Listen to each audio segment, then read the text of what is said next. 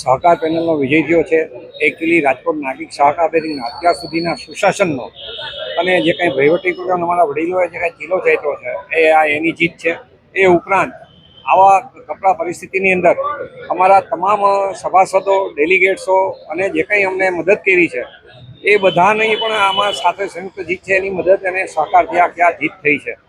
Bank દર વર્ષે અમારા એક ટાર્ગેટ નિયત થતા હોય છે અને એની પ્રણાલિકાઓ થતી હોય અને બેંકને અત્યારની જે બેન્કિંગ ક્ષેત્રની જે હરીફાઈઓ ચાલી રહી છે અને જે પ્રાઇવેટ, ગવર્મેન્ટ અને આની વચ્ચે આ બેંક પણ ક્યાંય ઊણી ન ઉતરે એના માટેના અમે તમામ પ્રયાસો કરતા હોઈએ છીએ. અત્યાર સુધીમાં અમે નંબર 10,000 કરોડ બિઝનેસ મિક્સનો ટાર્ગેટ કરેલો એ ઓલરેડી અમે એચીવ કરેલો. અમારા પ્રોફિટનો ટાર્ગેટ કર્યો એ પણ અમારે આ 6 મહિનામાં અમે એચીવ કરી લીધો.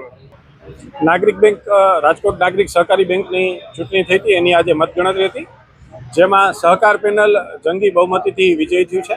આ વિજય સંઘ પરિવારની વિચારધારાનો વિજય છે.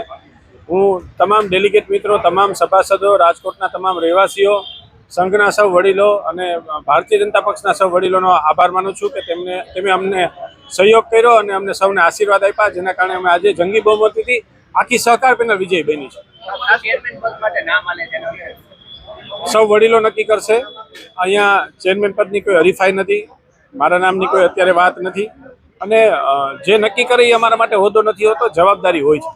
હવે જ્યારે પ્રથમ મિટિંગ મળશે ત્યારે બધી તમામ વિગતો મેળવી અને આગળની કાર્યવાહી જોશું.